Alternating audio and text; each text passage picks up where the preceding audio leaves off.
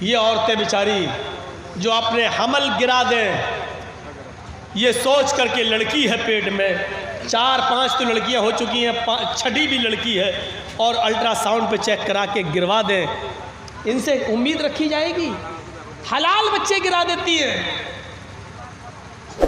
اس عورت کو جنتی کہا ہے جس عورت کا شوہر مر جائے اور اس کے چھوٹے چھوٹے بچے چھوڑ کر گیا ہو، اور بیچاری وہ عورت اکیلے محنت کر کے گھر گھر برتن مانج کر اپنے بچوں کو پالتی ہے، پوستی ہے، بڑا کرتی ہے، کھلاتی ہے، ان کی اچھی تربیت کرتی ہے، یا کچھ نہیں ہے تو بھیک مانگ کے لا رہی ہے اور اپنے بچوں کو کھلا رہی ہے اور پلا کر پوس کر بڑا کر رہی ہے، ایسی عورت کو اللہ کے رسول کہتے ہیں وجبت علیہ الجنہ، اس پر جنت واجب ہو چکی ہے، اللہ اس عورت کو جنت دے کر رہے گا۔ یہ کامیاب انسان کی زندگی کے راستے ہیں۔ ایک راستہ وہ بھی ہے جس کا چھوٹے چھوٹے بچے جو بالغ ہونے سے پہلے مر جاتے ہیں، 1 سال 2 سال 5 سال کا بچہ جو مر گیا، صغارہم دامیس الجنہ، یہ چھوٹے چھوٹے بچے بلا روک و ٹوک جنت میں ٹہلتے رہتے ہیں، ان کی روحیں جنت کے اندر ادھر سے ادھر گھومتی رہتی ہیں، پھرتی رہتی ہیں۔ قیامت کے دن حساب و کتاب ہوگا، اللہ ایک مجمع کے بارے میں حکم دے گا ان کو جہنم میں پھینک دو، فرشتے ان کو جہنم میں لے جا رہے ہوں گے، جہنم میں لے جانے سے پہلے اللہ تعالیٰ کہے گا رک جاؤ، ابھی جہنم میں ڈالنے سے پہلے ایک کام کرو، فرشتے روک لیں گے، کیا کریں؟ اللہ کہے گا ان کے چھوٹے چھوٹے بچے ہم نے دنیا میں چھینے تھے، ان سے 1 سال کا 2 سال کا بچہ ہم نے ان سے دنیا میں چھین لیا تھا، وہ جنت میں ان کی روحیں ٹہل رہی ہیں، آئے فرشتوں ان چھوٹے چھوٹے بچوں کو لے کر آؤ اور ان کو ان کے ماں باپ سے ملوا دو، چلو یہ جہنم میں جانے والے ہیں، ایک بار ان کو ان کے چھوٹے چھوٹے بچوں سے ملوا دو اور ان بچوں کو ان کے ماں باپ سے ملوا دو۔ لہذا فرشتے ان چھوٹے چھوٹے بچوں کو لے کے آئیں گے اور وہ اپنے ماں باپ سے ملیں گے، ان کو معلوم نہ ہوگا کہ میرے ماں باپ کے بارے میں جہنم میں جانے کا حکم ہو گیا ہے، وہ بچے اپنے ماں باپ سے باتیں کر رہے ہوں گے، اتنی دیر میں فرشتے حکم دیں گے آئے بچوں تم جنت میں چلے جاؤ، تمہارے ماں باپ کو جہنم میں جانے کا پروانہ پیش ہو چکا ہے، تمہارے ماں باپ نے دنیا میں بہت غلط کام کیے تھے اس لیے ان کو جہنم میں ڈالا جائے گا، اب بچوں تم جنت میں جاؤ، تمہارے ماں باپ کو جہنم میں ڈالنا ہے۔ جیسے ہی بچے یہ سنیں گے کہ میرے ماں باپ کو جنت میں ڈالا جا رہا ہے، بخاری شریف کی حدیث کے الفاظ ہیں فَيَأْخُذُوا بِنَاحِيَةِ ثَوْبِهِ، وہ چھوٹے چھوٹے بچے اپنے ماں باپ کے دامن کو پکڑ لیں گے، اپنے ماں باپ کے کرتے کو، اپنے ماں باپ کے قمیص کو پکڑ لیں گے، فَلَمْ يُفَارِقْهَا، پھر اس کو وہ چھوڑیں گے نہیں، وہ چھوٹے چھوٹے بچے پھر اپنے ماں باپ کے دامن کو چھوڑیں گے نہیں، اور اللہ سے کہیں گے اللہ یہ انصاف تیرا میری سمجھ میں نہیں آ رہا ہے، آئے اللہ دنیا میں بھی تو نے مجھے میرے ماں باپ سے دور رکھا اور آخرت میں بھی تو مجھ سے میرے ماں باپ کو دور کر رہا ہے، اگر جہنم میں ہی ڈالنا تھا اور آخرت میں بھی ہمیں ماں باپ سے دور کرنا تھا تو پھر میرے پروردگار تو نے دنیا میں مجھے میرے ماں باپ سے دور کیوں کیا؟ فَلَمْ يُفَارِقْهَا، آئے اللہ اس بات کا جواب تجھے دینا ہے، دنیا میں بھی تو نے مجھے میرے ماں باپ سے دور رکھا اور آخرت میں بھی میرے ماں باپ سے دور کر دیا، نہیں اے اللہ اگر دنیا میں دور کیا تو آخرت میں مجھے میرے ماں باپ کی محبت عطا فرما دے۔ اللہ رب العالمین کی دریائے رحمت جوش میں آئے گی اور اللہ فرمائے گا اے فرشتوں یہ چھوٹے چھوٹے بچے ٹھیک ہی کہہ رہے ہیں، جاؤ اے بچوں اپنے ماں باپ کا ہاتھ پکڑو اور اپنے ساتھ اپنے ماں باپ کو بھی جنت میں لے جاؤ، جاؤ میں نے تمہاری آرزویں پوری کر دی، تمہاری تمنا پوری کر دی، اے چھوٹے بچوں جاؤ اپنے ماں باپ کو لے کر جنت میں داخل ہو جاؤ، میں نے تمہاری وجہ سے تمہارے ماں باپ کو بخش دیا، تمہارے ماں باپ کو جنتی بنا دیا۔ یہ جنت میں جانے کے راستے ہیں، لیکن یہ وہی بچے جنت میں لے جائیں گے جن بچوں کے انتقال پر ان کے ماں باپ نے صبر کیا ہوگا، انا للہ و انا الیہ راجعون پڑھا ہوگا اور کہا ہوگا اللہ تیری امانت تھی تو نے لے لی، جنہوں نے صبر کیا ہوگا، چیخے چلائے ہو، نوحہ کیا ہو، ماتم کیا ہو، گل گلا کر اور بال نوچ کے کپڑے پھاڑ کر روئے ہو، ایسے بچے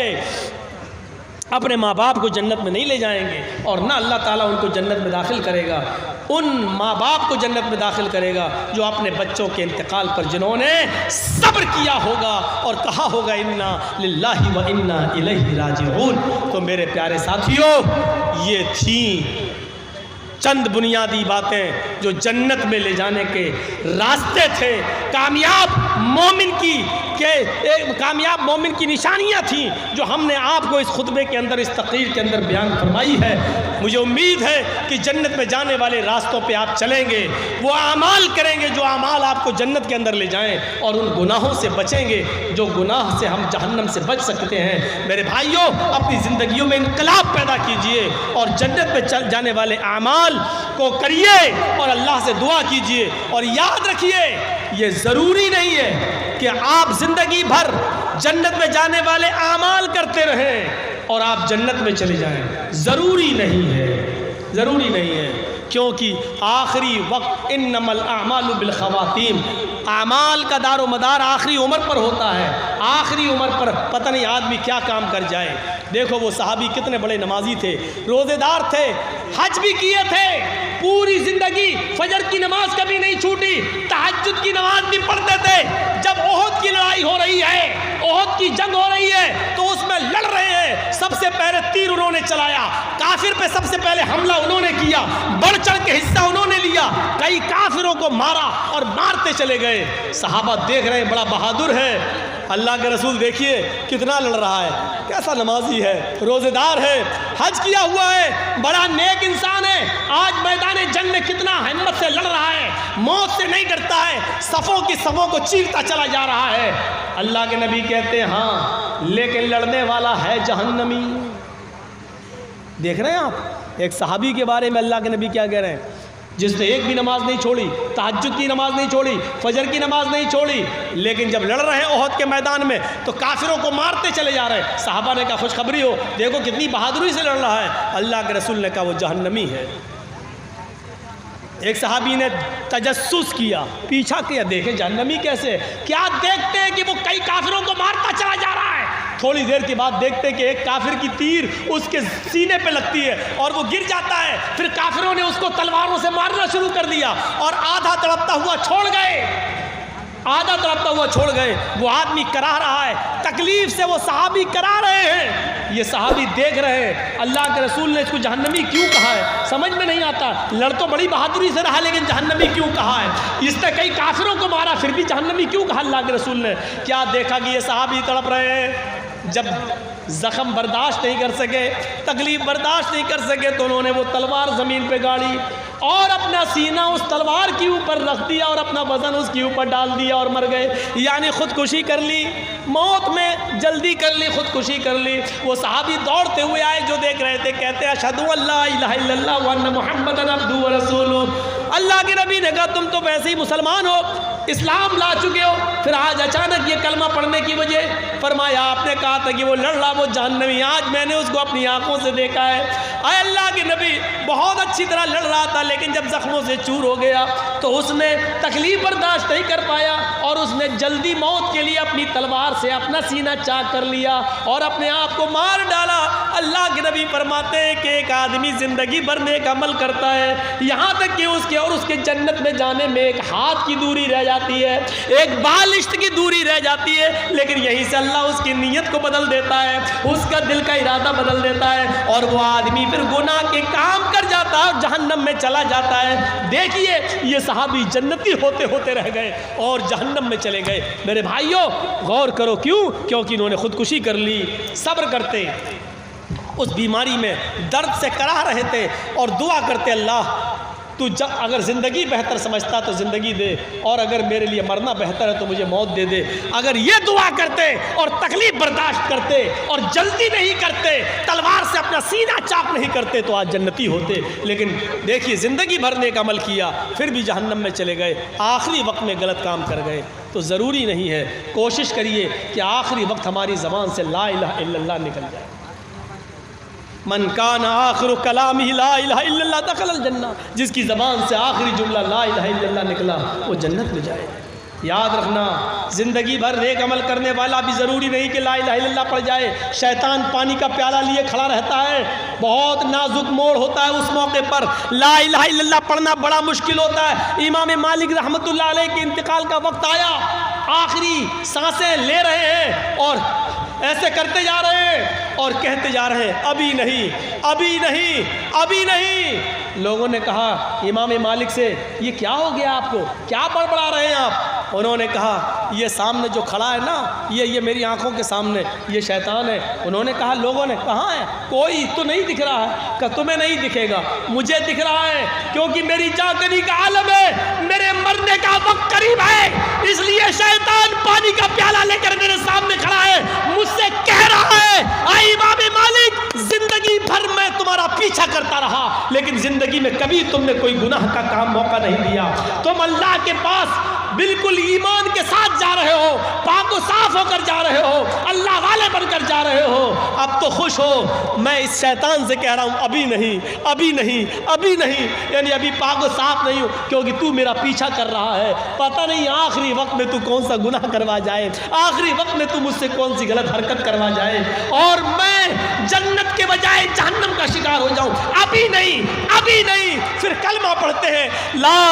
اشہد ان لا الہ الا اللہ, اشہد ان لا الہ الا اللہ. میرے بھائیوں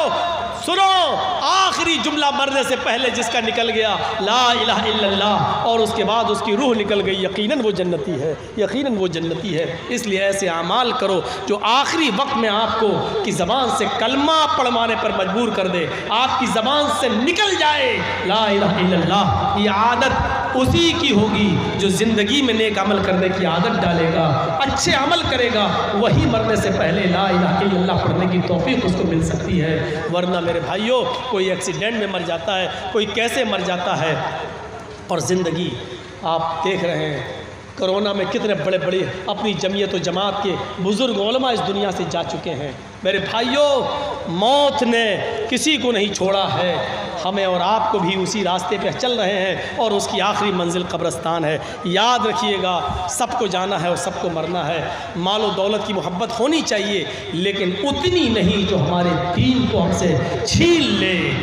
دنیا میں مال مانگو اللہ سے, دولت مانگو اللہ سے, تو ایک دعا اللہ کے نبی نے بتائی, اللہ نے بتائی, وہ دعا پڑھو آپ کو سب کچھ ملے گا, دنیا ملے گی. آپ دعا مانگو اللہ سے ربنا آتنا فی الدنیا حسنہ وفی الآخرۃ حسنہ وقنا عذاب النار. آپ کو دنیا بھی ملے گی, آخرت بھی ملے گی, مال و دولت بھی ملے گی, آخرت کی نیکیاں بھی ملیں گی. آپ دنیا بھی کماؤ اور آخرت بھی کماؤ, ایسے عمل اس دنیا میں کرو, لیکن صرف دنیا کمانے کے چکر میں آخرت کو برباد مت کیجیے. مجھے کل لمبا سفر کر کے لال بتھانی کی طرف جانا ہے. میرے بھائیوں وہاں کے لوگ آ بھی چکے ہیں, اب میں اس سے آگے نہیں بڑھ سکتا. اللہ تبارک و تعالیٰ سے دعا کرتا ہوں کہ بار الہ ہم تمام مسلمانوں کو دین پر چلنے کی توفیق عطا فرمائے.